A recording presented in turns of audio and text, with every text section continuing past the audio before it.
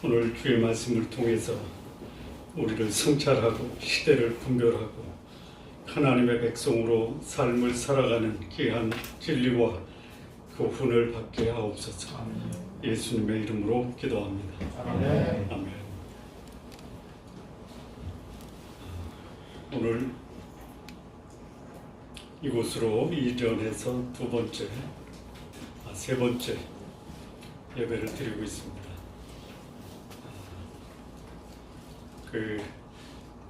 오래간만에 오신 성도님도 계시고 또 이곳에 처음 참석해서 예배 드리시는 분도 계시는데요.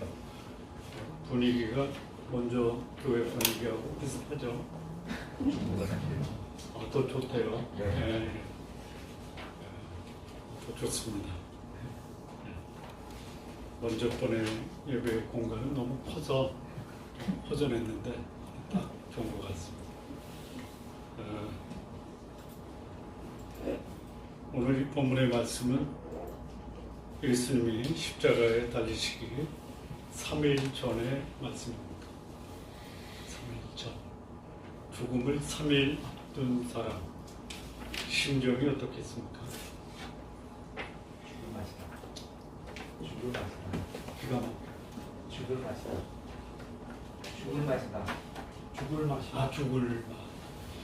근데 오늘 이 예수님이 바리새인과 사두개인들과의 논쟁을 보면 예수님의 하시는 말씀에서 죽을 맛이다라는 것이 보여집니까? 네, 그럼 예수님 믿는 사람은 죽음 3일을 앞두고도 죽을 맛을 느끼시면 안 되죠. 네. 그러니까 이전에 예수님이 소위 사내들인 공회원이라고 보면 돼요. 대제사장, 바리새인, 사두개인, 서기관. 그들에게 예수님이 예루살렘에 입성을 해서 하신 말씀을 보면 죽으시려고 하시는구나. 죽으시려고 뭐 하신다고요? 죽을 생각을 안 하고 저런 말씀을 하실 수가 없습니다.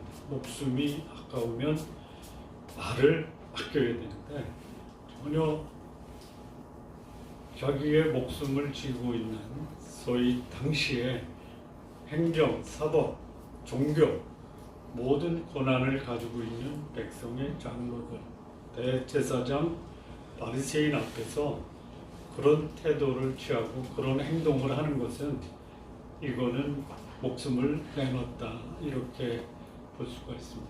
예수님이 무슨 행동을 하셨죠? 소위 종려주간 예루살렘에 입성해서 환영을 받았지만 예수님은 거기에 별로 관심이 없어요. 그리고 바로 성전에 들어가서 성전 정화작업. 여러분 성전의 주인공이 누굽니까? 그렇죠.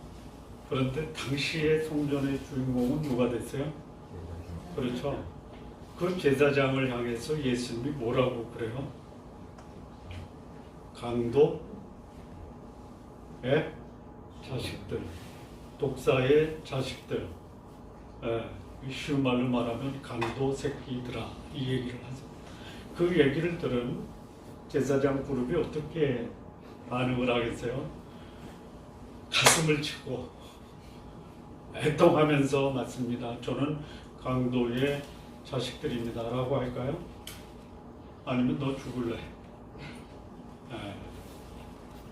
일단 거기다 대놓고 예수님이 또 무슨 말씀을 하냐면 두 가지 비유를 해요. 첫 번째 비유는 뭐냐면 포도원 농부의 비유. 소위 그 주인이 포도원을 만들어 놓고 완벽한 그 포도원을 만들어서 임대를 주고 떠났다. 처음부터 세를 받는 게 아니라 추수할 때가 돼서 임대료를 받으러 가는데 종들을 때려요. 그 다음에 종들을 죽여요. 아들을 보내면 아들을 섬기겠다 해서 아들을 보냈는데 아들까지 죽여요. 근데 그 비유를 들은 대제사장과 서기관이 금방 알아차려요. 저 비유는 누구를 위한 비유다?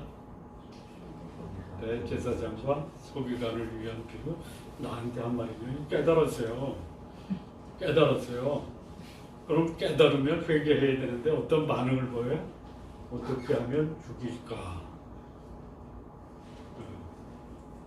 그 비유를 하고 이어서 또 비유를 말씀하시는데 그 비유는 뭐냐면 소위 혼인잔치의 비유예요. 혼인잔치에 초청된 사람은 소위 말하면 유대인이에요. 거기에 대표적인 사람으로 제사장, 바리새인, 사두개인 뭐 이런 사람들을 초대를 해요. 임금이 초대하는데 안 갈 사람이 없는데 여기 안 가요. 안 가. 대단한 사람입니다. 임금이 진수송찬이라는 잔치를 벌여놓고 초대하는데 안 가는 사람이에요. 여러분들은 열일 제쳐놓고 가시죠? 가셔야 돼요. 안 가요. 안 가는데요. 안 갈 만한 이유가 있어요. 첫째는 뭐냐면 밭을 사러 갔다. 이게 다른 복음서에 마태복음에는 밭에 일하러 간다. 또 한 사람은 사업차 간다. 근데 이제 마태복음에는 안 나오지만 마가복음에는 뭐가 나오냐면요. 장가 갔다. 장가 가서 신혼여행 가기 때문에 잔치에 못 갈 수도 있어요.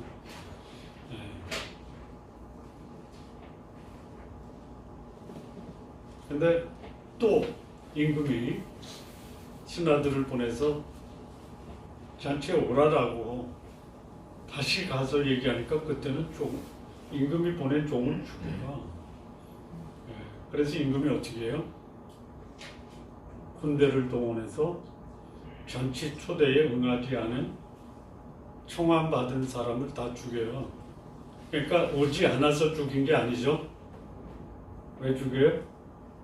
임금이 보낸 종들을 죽였기 때문에 그거에 대한 심판을 한 거예요. 그리고 그 임금의 시선이 청함받은 사람에게서 길거리로 가서 아무나 데려와라. 여러분 천국은 누가 갈 수 있어요? 아무나 가는 거예요. 아무나. 그런데 가는데 조건이 있어요. 그 조건이 뭐예요? 예복을 입고. 아무나 가는데 여러분 아무나죠? 예복은 갖추고 가셔야 됩니다. 그 예복이 뭐예요? 빛의 옷이에요. 거룩함의 옷이에요. 그것을 우리에게 입혀주시는 분은 우리를 초대하신 임금이에요. 그게 지난주까지의 말씀입니다. 자, 오늘은 그 얘기를 들었던 바리새인, 사두개인, 소위 선해드린 공회원, 소위 유대의 지도자예요. 말씀드린 대로 사법권, 행정권, 종교권 다 갖고 있어요. 거기서 최종 살인을 요구할 수 있는, 아니 사형을 요구할 수 있는 권한도 가지고 있어요. 하나만 안 가지고 있어요. 모든 권한을 가지고 있는데 사형을 언도할 수 있는 권한은 총독에게만 있어요. 그래서 그 사형에 언도할 명분을 찾으려고 갔어요. 가기 전에 이 바리새인과 서기관들이 예수님을 겪었잖아요. 공생애 동안에 가도 거기에 바리새인들이 보낸 사람들 또는 바리새인이 직접 가서 예수님의 교훈을 듣죠. 뭐 빈틈이 없어요. 예수님의 말씀에 빈틈이 있습니까? 없죠. 여러분들은 빈틈이 있습니까? 여러분도 빈틈이 없어야 돼요. 네? 그렇게 요구하면 우리 성도님들 너는 빈틈이 없냐 이렇게 저도 빈틈이 있어요. 네, 틈을 줄여 나가야 돼요. 그래서 이 바리새인들이요, 사두개인들하고, 사두개인은 나중이고 누구하고 결탁을 하냐면 헤롯 땅하고 결탁해요. 헤롯 땅. 예, 그리고 바리새인들이 나이가 많다 보니까 자기 제자들을 보내요. 예수님. 그 전에 뭐해요? 완벽하신 하나님께 덜 완벽한 바리새인들, 당시의 최고의 지식인이에요.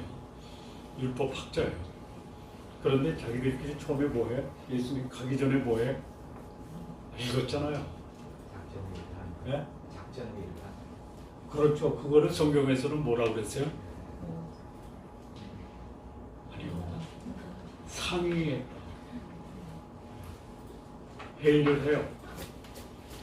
회의를 해서 어떻게 하면 예수님을 사형에 해당되는 죄에 걸을까, 올무에 걸까 그러죠.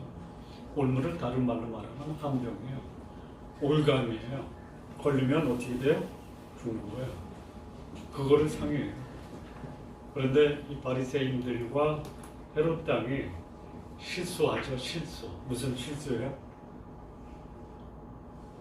여러분에게 소위 성숙하고 경건한 신앙인에게 실천적 무신론자가 와서 논쟁을 부리면 성숙하고 경건한 신앙인이 논쟁에서 이겨야 돼요? 아니면 실천적 무신론자가 논쟁에서 이겨야 돼요? 이겨야죠. 이기셔야 돼요. 이기고 있습니까? 아니면 논쟁 자체를 거절하십니까? 사실은 뭐 불신자들이 내가 가서 복음을 전하면 듣기를 거절하죠. 그래야 돼요. 똑똑한 소위 실천적 무신론자 뭐냐면요. 실천적 무신론자는 뭐냐? 들어보셨어요? 묻지 말고 답하라. 예배도 드려요. 헌금도 해요. 성경도 읽어요. 그런데 삶에서는 거룩함이 없어요. 삶에서는 경건성이 없어요. 삶에서는 하나님 말씀에 순종하는 게 없는 게 뭐예요? 실천적 무신론자. 그러니까 뭐를 믿는 거예요? 종교적 행위에는 관심이 있어요. 굉장히 율법적이에요. 경건한 행동은 있는데요. 실질적인 삶에서는 그의 종교적인 행위나 이데올로기가 거룩함이나 경건함으로 안 나타나는 사람을 뭐라고 하냐면 실천적 무신론자. 바리새인들이 그런 사람이에요. 이 사람들이 소위 유다 공동체의 종교 지도자예요. 나중에 예수님이 23장이에요. 22장 다음에는 23장인데요. 거기서 이 바리새인들을 보통 신랄하게 책망하는 게 아니에요. 다음번 23장을 기대해 주십시오. 근데 그렇게 율법적으로 완벽한 이 바리새인들이 예수님께 갈 때는 사전에 모의를 한 거예요. 상의를 해요. 알아요. 그러니까 우리 성도님들 교회에 출석하면서 실천적 무신론자와 복음을 전할 때요. 그들이 반응하면요. 거기에 예수님처럼 완벽하게 그들을 복음으로 제압할 수 있어요. 어느 장로가, 어느 목사님이, 제가 전에 한번 했어요. 목사님이 전도 폭발 훈련을 받았어요. 1단계 훈련을 받았어요. 복음에 대해서 감격이 생겼어요. 그래서 나는 이제 장로님들한테 복음을 전해야 되겠다. 전할 수 있죠? 그래서 오늘 장로님한테 이렇게 얘기했어요. 장로님, 제가 요즘 전도 폭발을 훈련받는데 제가 이 복음을 제대로 제시하는지 장로님 한번 들어보시고 저한테 제가 복음을 제대로 전했는지 한번 말씀해 주세요. 그랬더니 그냥 뭐 단호하게 내가 이 교회 장로인데 나한테 복음 제시해서 나한테 예수 믿으라고 전하려고 그래? 이렇게 반응을 해요. 여러분, 경건하고 성숙한 장로님이라면 목사님이 복음을 전하고 복음의 감격을 갖고 있는 것을 기뻐하고 축하하고 목사님 저한테도 전해주세요. 제가 알고 있는 복음이 제대로 알고 있는 복음인지 이렇게 나와야 되는데요. 내가 장로인데 나한테 기초가 안 되는, 기초도 아닌 복음을 전하려고 해. 그 장로님이 아들이 목사인데 지금 신학교에서 공부를 하셨대요. 좀 궁금해요. 제가 한번 좀 다시 그분한테 복음을 좀 전하고 싶어요. 자, 이런 그 바리새인은 실천적 무신론자예요. 그 다음에 나오는 사두개인 있죠. 이 사두개인은 뭐예요? 사두개인은 뭐라고 불러야 돼요? 네? 사두개인. 그러니까 현대 아까 바리새인을 실천적 무신론자라고 했잖아요. 그러면 사두개인은 무슨 무신론자예요? 이런 사람들 교회에 수두룩해요. 네? 제사장 출신이 사두개인이 된 거예요. 네. 바리새인과 사두개인의 공통점이 있어요. 사두개인은 뭐라고 좀 이따 하고요. 바리새인과 사두개인의 공통점이 뭐예요? 그 공통점이 그들을 바리새인으로 만들었고요. 그 공통점이 그들을 사두개인으로 만들었어요. 뭐죠?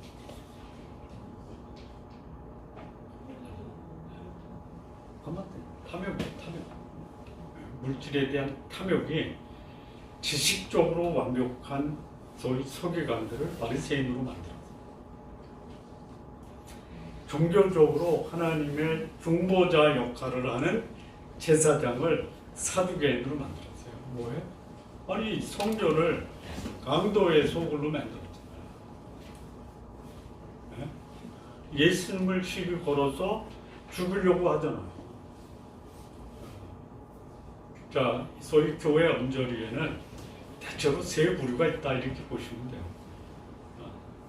저는 여러분이 제가 드리는 마지막의 부류가 되기를 바랍니다. 첫째는 실천적 무신론자가 있어요.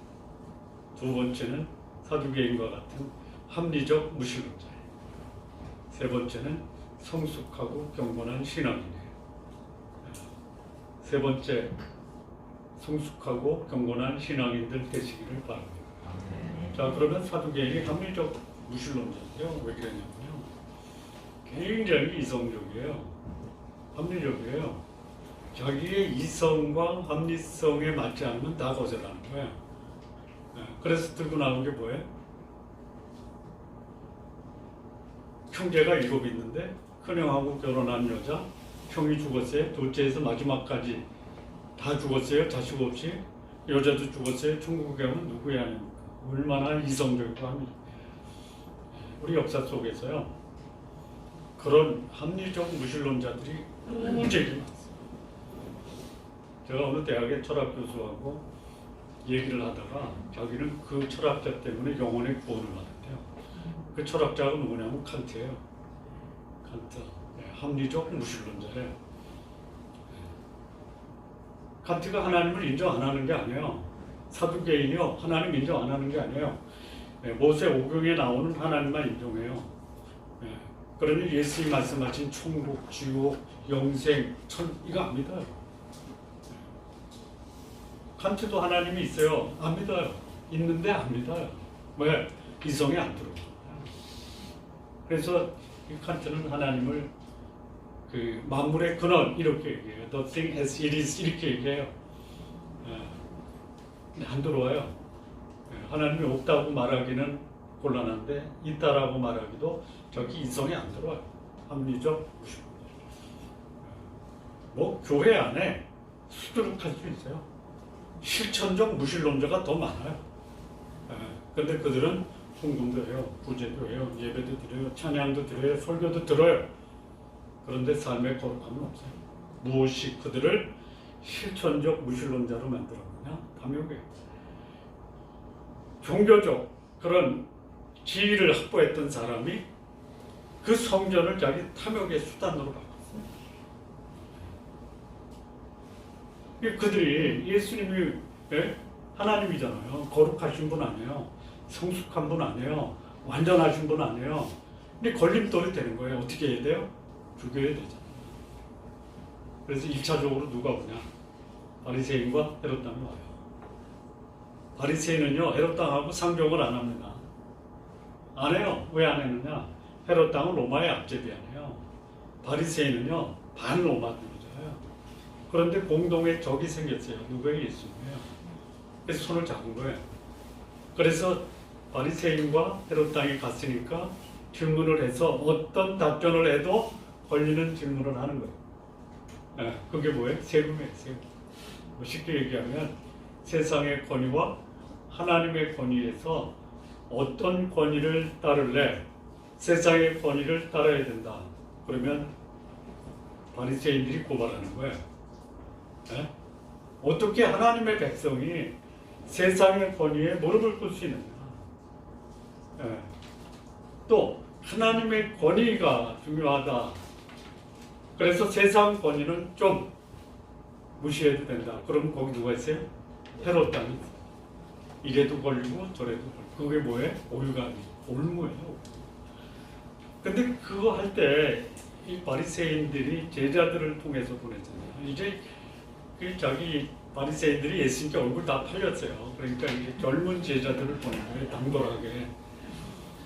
예수님이 아시잖아요. 뭘 알아요? 그 마음에 악함을 아세요. 악하다라는 게 뭐예요? 악하다가 뭐예요? 악하다의 반대가 뭐예요? 네? 선이죠. 악은 뭐예요? 악은 뭐예요? 수단과 방법을 가리지 않고 사람을 올무에 걸리게 하는 게 악한 거예요. 아실 거예요. 네. 사람을 알고 대하시기 바랍니다. 근데 이 가면 쓰죠. 당신은 참되십니다. 진리를 전하시는 분. 우리는 그 얘기 들으면 우리 편 감싸죠. 조심하셔야 돼요. 예수님은 아주 그렇게 얘기하는 바리새인의 제자들을 향해서 악함을 하셨어요. 그리고 올무에 안 걸려들어요. 야, 동전 하나 가져와. 가져왔어요. 가져와서 보니까 뭐예요? 데나리온에 거기에 가이사의 형상이 있어요. 로마 시저의 형상이 있어요. 아우구스투스의 형상이 있어요. 예수님이 그걸 보고 가이사의 것은 가이사에게 줘. 하나님의 것은 하나님께 줘. 오해하지 마십시오.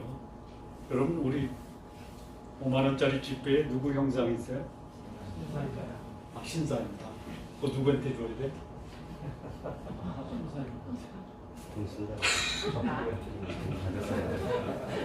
그런 말이 아니죠.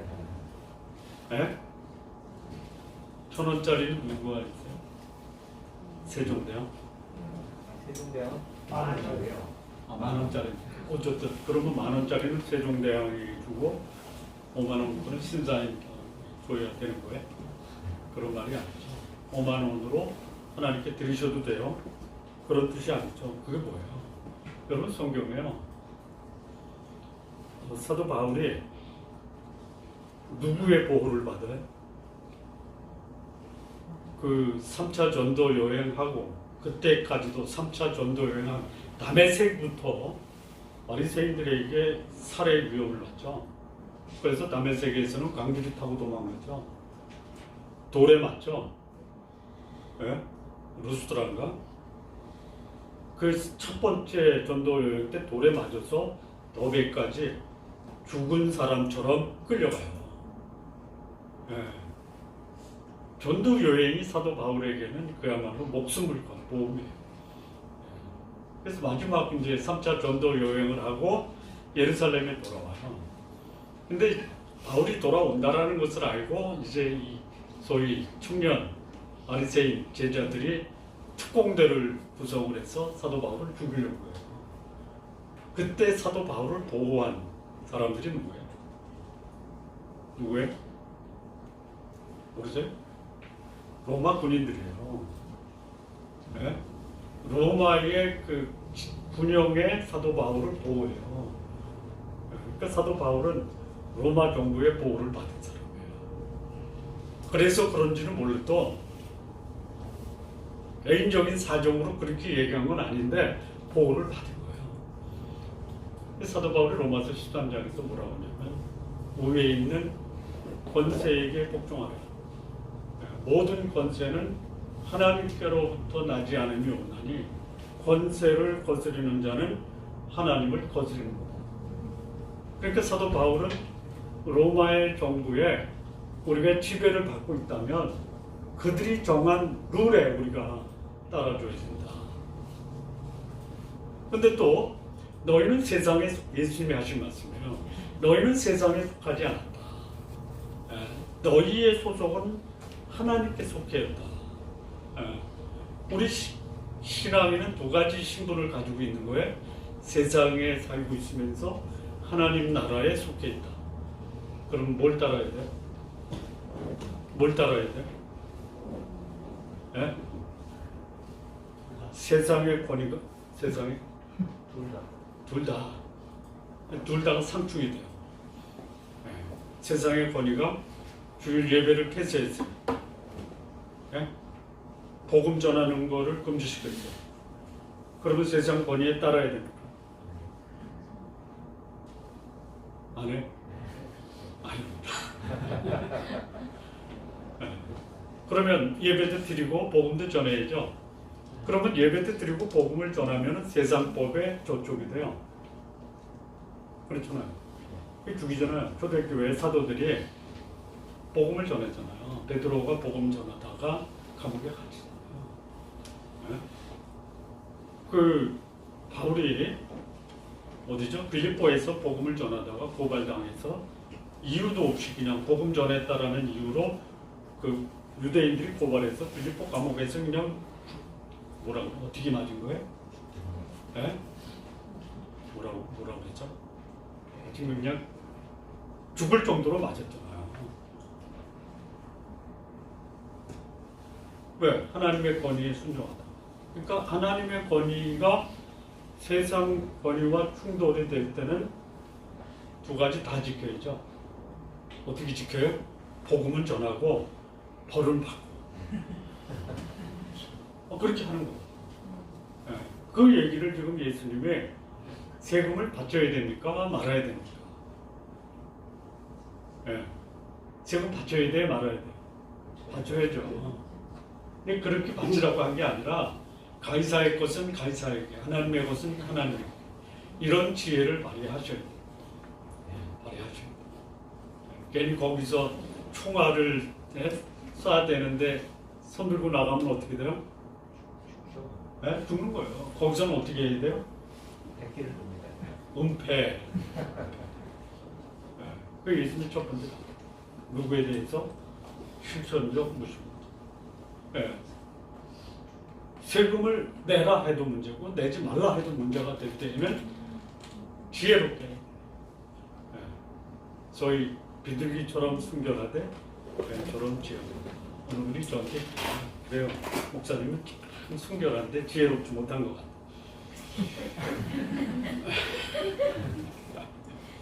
네, 그래서 저도 이제 당해보고 나니까 지혜로워야 되겠다. 지혜로우십시오. 자, 그 다음에 이제 이 소위 말하는 사두개인. 사두개인을 뭐라고 그랬죠? 합리적 무식입니다. 이런 문제를 들고 나왔어요. 여러분 생각에 여러분의 이성적 판단으로 형수를 형이 죽었다고 취하는 게 합리적이에요? 우리 역사 속에 있죠. 상고시대에 형사 치수법이요. 그게 어디서 나왔냐? 이 모세율법에도 나오는 거예요. 모세율법에 나오는 거예요. 그래서 그 당시에는 이게 문제가 안 됐잖아요. 저희 예수님의 그 조상에 나오는 룻이라는 모압 여인도 남편이 죽고 예루살렘에 돌아왔을 때 보아스라고 하는 자기 남편의 친족에 의해서 그 소위 기업 물을 자로 결혼을 해서 거기서 나온 자녀 중에 하나가 누구냐? 다윗. 그게 유대의 율법에서는 상당히 합리적인 거예요. 그래서 이 사두개인이 그거 가지고 시비하는 게 아니에요. 그러니까 바리새인은 세상의 권위와 하나님의 권위. 사두개인은 뭐냐면 아주 철저하게 그 생각이 어디에 머물러 있냐면 세상에 머물러 있다. 세상에는 오케이. 하나님 나라에서는 어떠냐? 세상의 풍습을 하늘까지 가져갈 거냐라는 질문이에요. 가져갑니까? 저는 이제 그 천국의 안내서를 보면서 이 결혼 문제만 빼놓고 다 가져간다. 네? 결혼만 빼고 다 가져가는 거예요. 그대로 갑니다. 네. 오늘 처음 듣는 분은 무슨 말인가. 근데 제가 천국 안내서를 여러 번 얘기했기 때문에 들으신 분은 이해가 되시죠? 그러니까 예수님이 지금까지 죽음을 3일 앞두고 결혼 관계에 대한 지상에서의 율법과 하늘나라에서의 결혼 관계를 처음 얘기한 거예요. 그러니까 이 지상의 삶에 그 전념하고 있는 합리적 무신론자는 도무지 천국 가서 이거 어떻게 되는 거지 이해가 안 되는 거예요. 자, 예수님이 이 땅에 재림하셔서 심판하실 때 우리가 공중으로 들림 받아서 공중에서 주를 영접하죠. 그리고 이 땅에 내려와서 1000년 동안 천년 왕국의 왕노릇 하시죠. 그때의 우리 몸이 어떻게 변해요? 여러분, 지금 죽어도 천국 가죠. 천국 가면 우리의 소위 육체적 모습을 볼 수 있습니까? 근거를 가지고 얘기하셔야 돼요. 네? 천국 가면 우리의 육체의 모습을 볼 수 있습니까? 육체의 모습을 육체를 가지고 있습니까? 라고 묻지 않았어요? 육체의 모습을 알아볼 수 있습니까? 알아보잖아요. 근거를 대라 아브라함 품에 있는 거지 나사로가 있죠. 거지 나사로 집에서 아니죠. 거지 나사로 집이 아니죠. 부자의 집에서 거지 나사로가 빌어먹었잖아요. 예. 근데 거지 나사로는 아브라함 품에 있고 부자는 지옥에 있어요. 그 지옥에서 천국에 있는 아브라함을 알아봤죠. 다시 질문할게요. 천국 가면 우리 지상에서의 모습을 알아볼 수 있습니까? 근데 아직은 육체는 어디 있어요? 지상에 있어요. 그래서 예수님이 공중에서 재림할 때 우리 소위 천국 간 영혼과 육체가 결합을 하죠. 그때 결합할 때 결합된 몸을 무슨 몸이라고 그래요? 무슨 몸이라고 그래요? 이것도 제가 또 얘기를 해야 돼요. 탁탁 나올 줄 알았더니 신령한 몸이라고 그래요. 또는 여기 예수님이 하지 말씀 우리 읽었잖아요. 천사와 같은 몸이에요. 신령한 몸으로 바뀌어요. 그리고 천국 가면 우리 결혼해요, 안 해요? 하죠. 하죠. 안 하실 거예요? 이렇게 좋은 결혼 생활을 천국 가서 안 할 거예요? 좋은가? 네? 거기서는 신랑이 누구예요? 신부는 누구예요? 여러분이에요. 가장 완벽한 천국의 가정생활은 완전하신 하나님과 신령한 몸으로 변화된 성도들이 그야말로 하나님과 결혼 관계를 맺어요. 이게 예수님 말씀하신 거예요. 그러니까 이게 합리적 무신론자의 입장에서는 도저히 이해가 안 돼요. 자, 그래서 예수님 죽음 3일 앞두고 바리새인과 사두개인의 논쟁이 벌어져요. 누가 승리합니까? 누가 승리해요? 아니 뭐 물어보나? 예수님이 승리하잖아요. 그러면 바리새인과 사두개인 대제사장이 물러날까요? 그러면 이제 그 다음 전략이 뭐예요? 그 다음 음모가 뭐예요? 그 다음 음모 생각할 수 있잖아요. 예수님이 어떻게 죽어요? 두 가지 죽어요. 두 가지 이유 때문에. 첫째는 뭐예요? 신성 모독이죠. 두 번째는 뭐예요? 시민 선동이에요. 예, 그거를 증인을 대야 되잖아요. 이 증인을 대잖아요. 이 증인이 어떤 증인이에요? 거짓 증인이에요. 그래서 죽이는 거예요. 자, 마지막 결론을. 요즘 제 설교가 달라졌다고 그러더라고요. 달라졌습니까? 예? 아니면 할 말 다 하고 조금 설교하는 형식이 달라졌습니까? 아, 좀 달라졌죠? 자, 마무리 지으면요. 예수님은 자기 길 가는 거예요. 신앙인은요, 하나님이 나에게 주신 길을 가셔야 돼요. 세상이 나한테 뭐라고 해도 나는 내 길을 간다. 저는 제가 좋아하는 시인 중에 한 사람이 소위 윤동주요. 그리고 나의 갈 길을 가야겠다. 오늘 밤에 별이 바람에 스치었다. 가는 거예요. 갈 때요, 목표 없이 가면 안 돼요. 예수님이 가셨던 그 5번을 따라서 가요. 가장 가치 있는 삶이 뭐냐? 목표를 향해서 가는 삶에 오늘에 머물러서 오늘에 충성하는 것은 좋지만 오늘에 충성하는 것이 내가 가야 될 목표를 향해서 가는 그 삶의 일환이라면 좋은 거예요. 근데 여기에 머물러서 여기에 집중하다 보면 내가 바라봐야 될 목표를 잃어버릴 수 있어요. 여기 그 사람이 누구예요? 바리새인과 사두개인이에요. 율법학자와 제사장 출신이에요. 오늘 교회가 성도님들에게 무엇을 제시해야 되느냐? 예? 천국을 제시하고 영생을 제시하고 복음을 제시하고 거룩함을 제시하고 서로 사랑하고 용서하는 것을 제시해야 돼요. 탐욕을 위해서라면 다 버릴 수 있다. 그러면 안 돼요. 목사가 앞장서서 탐욕을 부리는 교회도 있죠. 안 되는 거예요. 안 되는 거예요. 제가 지난주에 칼럼 썼나요? 지난주 칼럼 보셨어요? 네? 저는 부하게도 말고 가난하게도 말고 없어서 하나님을 욕하지도 않고 많아서 하나님도 없다라고 하지 않게 하십시오. 그렇게 사십시오. 그러나 목표만큼은 분명하게 사십시오.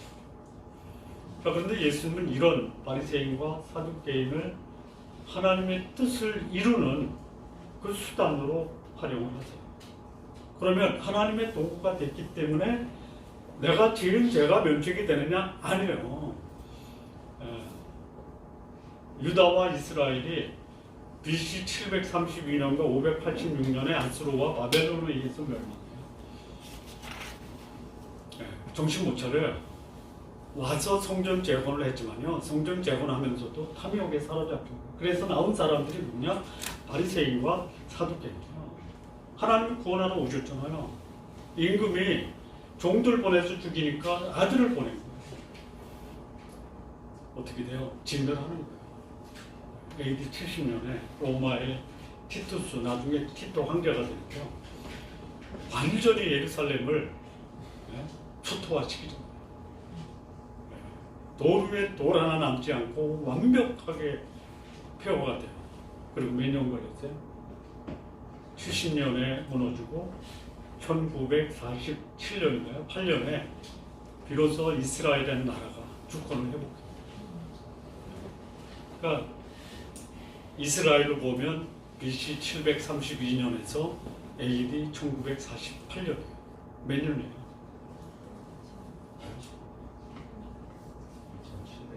그렇죠. 거의 2700년을 디아스포라로 뿔뿔이 헤어진 거예요. 이게 하나님의 심판의 역사예요. 이 역사는 계속 똑같이 됩니다. 자, 실천적 무신론자로 교회 출석할 거예요. 합리적 무신론자로 성경의 말씀을 반박하며 살고, 아니면 경건하고 거룩한 신앙으로 하나님의 뜻에 내 인생을 걸고 살 것입니다. 여러분들의 목표입니다. 기도하시겠습니다. 하나님 아버지, 우리 주님께서 우리와 같은 죄인들 구원하기 위해서 이 땅에 우리와 같은 인간으로 오신 것 감사합니다. 무엇보다도 우리 주님 예수 그리스도를 우리의 구주와 주님으로 하나님으로 모시고 살게 하신 것 이 큰 은혜에 감사하며 감격하며 살아가는 우리 귀한 성도님들 모두 되게 하옵소서. 예수님의 이름으로 기도합니다. 아멘.